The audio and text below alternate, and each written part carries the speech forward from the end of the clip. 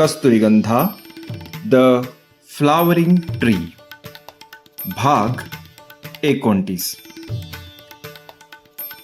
कांचना तलावाच्या काठावर बसून विचार करत होती. अधूनमधून ती वर बघत होती. तलावाला चारही बाजूने लांब भिंतीची किल्ल्यासारखी तटबंदी होती. कोणीच तिथून आत येऊ शकत नव्हता ना बाहेर जाऊ शकत होता. मग कस्तुरीगंधाची एवढी फुले नेमकी तलावाच्या पाण्यात आली कुठून, हा प्रश्न तिला सतावत होता. तेव्हाच तिला श्रीधर आणि कस्तुरी तलावाकडे येत असल्याचा आवाज आला. त्यांचा आवाज ऐकताच कांचना झटकन उठली आणि तलावाच्या काठावर असलेल्या एका खांबामागे जाऊन लपली. श्रीधरने तलावाच्या दरवाजाला कडी घातली आणि तलावाच्या पायऱ्यावर जाऊन बसला. कस्तुरी त्याच्या बाजूला जाऊन बसली.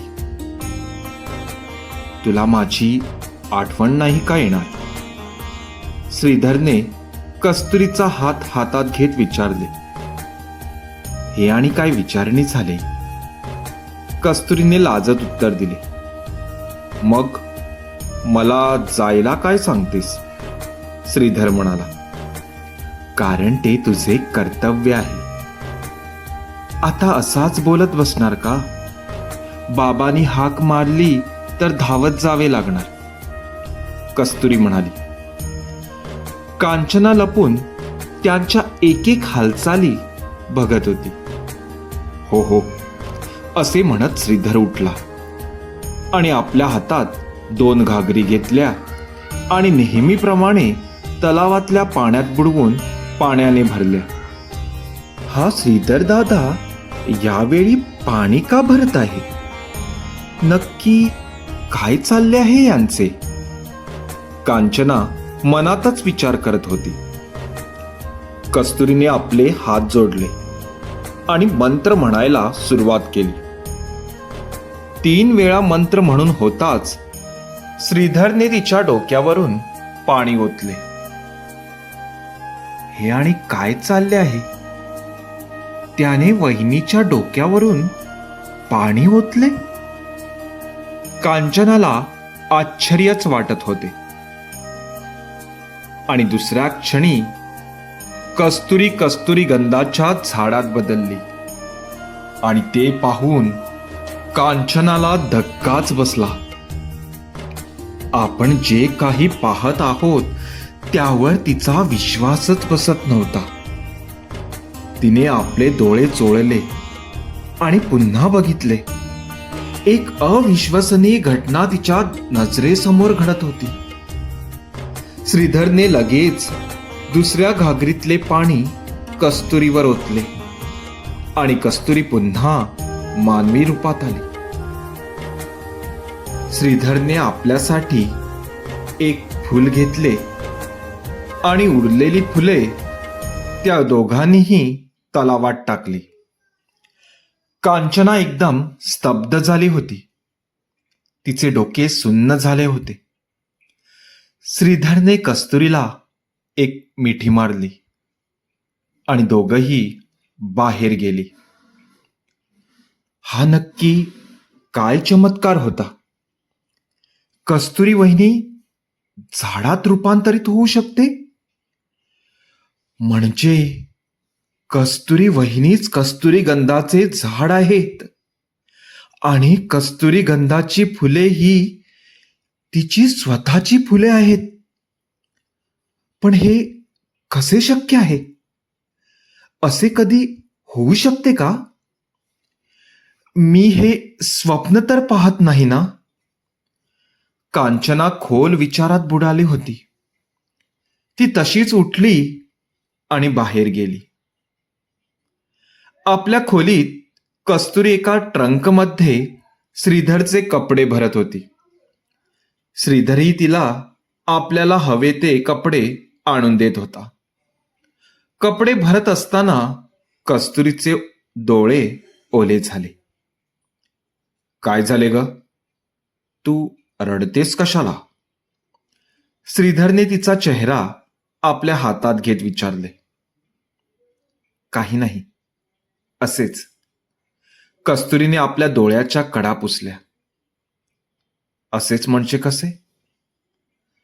आत्ताच तर तलावावर मोठे मोठे बोल बोलत होतीस. श्रीधर हसला. ते तुम्हाला कळायचे नाही. बायकांचे मन ते. कस्तुरी आपले डोळे पुसत म्हणाली. अच्छा, बायकांचे मन पुरुषांना नाही कळत का? श्रीधर पुन्हा हसला. नाही, मुळीच नाही. कस्तुरीने उत्तर दिले. अरे रे, पण ही बायको हे सांगायला का संकोचते की तिला तिचा नवरा बाहेर गावी जात आहे याचे वाईट वाटत आहे? श्रीधर पुन्हा हसला. वाईट नाही वाटत, पण तुमची आठवण येणार आहे म्हणून हे अश्रू. कस्तुरी म्हणाली. मग आता हे अश्रू असेच वाहतच राहणार का? श्रीधरने ट्रंकला कुलूप लावत म्हटले. कदाचित हो, तुम्ही येईपर्यंत. कस्तुरीने श्रीधरचा हात आपल्या हातात घेत म्हटले. तसे असेल तर मी लवकरच येतो. श्रीधरने कस्तुरीला आपल्या बाहुपाशात घेतले. श्रीधर, झाले नाही का तुझे? बाहेरून बाबाने श्रीधरला हाक मारली.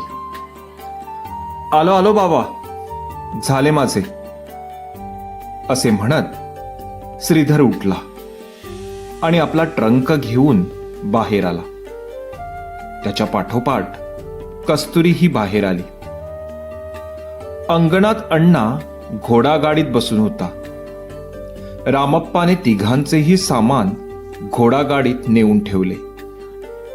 कस्तुरीचा आणि घरात उपस्थित असलेल्या सर्व मंडळींचा निरोप घेऊन मोठ्या बाईसाहेब, श्रीधरचे बाबा आणि श्रीधर घोडागाडीत बसले. कांचना कुठे दिसत नाही? श्रीधरच्या बाबांनी विचारले. असणार कुठेतरी इथे तिथे हिंडत, तिला काय काम आहे? श्रीधर हसत म्हणाला. कस्तुरी, स्वतःची काळजी घे ग बाळा. काही लागले तर मामी किंवा चिनम्माला सांग हं. कांचनावरही लक्ष ठेव, मोठ्या बाईसाहेबांनी जाता जाता सांगितले. अण्णांनी गाडी हाकली. घोडे पुढे सरकू लागले. तशी गाडी अंगणातून बाहेर गेली. कस्तुरी दारात उभी राहून गाडी दिसेनाशी होईपर्यंत हात हलवत राहिली. चल ग चिनम्मा, एक चहा आण माझ्यासाठी, मामीने बैठकीच्या खोलीत बसत म्हटले. हो मामी, लगेच आणते, असे म्हणत चिनम्मा स्वयंपाकघरात जाण्यासाठी वळली. थांब, तू नको करूस. आज नव्या सुनेच्या हातचा चहा पिऊन बघूया. मामीने तिला थांबवले. म्हणजे? चिनम्माने विचारले. म्हणजे आणि काय? नवी सून कोण आहे इथे? आज कस्तुरीच्या हातचा चहा पिऊन बघूया. काय ग कस्तुरी, माझ्यासाठी एक चहा करणार? मामीने कस्तुरीला विचारले. हो, का नाही, नक्की करीन. कस्तुरीने होकार दिला. तुला तर जमेलच. तुमच्याकडे तुम्ही तर नेहमीच करत असणार. तुमच्याकडे कुठे असणार नोकर चाकर? मामी बोलली. हो, बरोबर, मी किंवा माझी तायडीच करत होत्या. कस्तुरीने उत्तर दिले. चला आता बोलत बसू नकोस, चहा घेऊन ये, असे म्हणताच कस्तुरी स्वयंपाकघरात गेली. तिच्या पाठोपाठ चिन्नम्माही गेली. छोट्या बाई साहेब, मी करू का चहा? चिन्नम्माने तिला हळू आवाजात विचारले. नको अम्मा, येतो मला चहा. तू काहीच काळजी करू नकोस. मला फक्त साखर आणि चहा कुठे आहे तेच दाखव, असे म्हणत कस्तुरीने एक पातेले चुलीवर ठेवले. चिन्नम्माने तिला साखर आणि चहा पावडर दिला. ही मामी अशीच आहे, कुणाचे चांगले भगवत नाही तिला. इथे आली की आम्हाला सुद्धा असाच त्रास देते. मोठ्या बाईसाहेब असल्या की तिचे जास्त चालत नाही, पण जेव्हा त्या नसतात तेव्हा ही इथे राज्य चालवायला बघते, चिन्नम्माने म्हटले. असू द्या हो, चहाचे काय, चहा करणे माझ्यासाठी तेवढे मोठे नाही, कस्तुरी म्हणाली. पुढच्या काही क्षणातच कस्तुरीचा चहा तयार झाला. तिने तो एका कपात ओतला आणि मामीला आणून दिला. अरे वा, इतक्या लवकर झाला चहा, असे म्हणत मामीने चहाचा कप हातात घेतला. हो, झाला. कसा झाला ते सांगा मामी, कस्तुरीने म्हटले.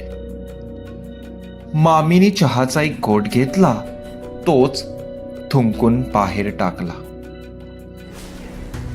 ची ची ची ची ची ची ची ची ची, कसला चहा, असला भिकार चहा मी आजपर्यंत प्यायले नव्हते. कुठून शिकलीस ग हा चहा? याला चहा म्हणतात का तुमच्याकडे? मामी तोंड वेडेवाकडे करत म्हणाली. काय झाले मामी, काही कमी पडले का चहात? कमी पडले? काय तर विचारणे, हा चहा आहे का? अरे हो, विसरलेच की. तुमच्या झोपडीत आणि किती चांगला चहा बनत असणार. मी पण तुला उगाच चहा बनवायला सांगितले. तोंडाची चवच बिघडली ग बाई.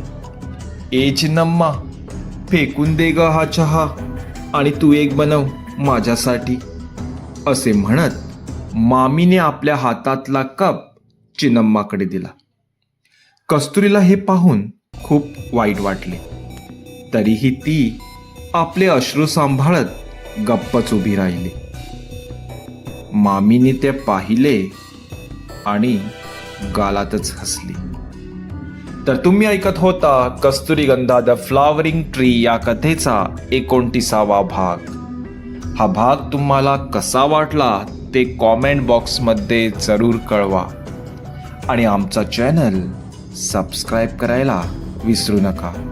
तर वाचत रहा कस्तुरीगंधा द फ्लॉवरिंग ट्री. धन्यवाद.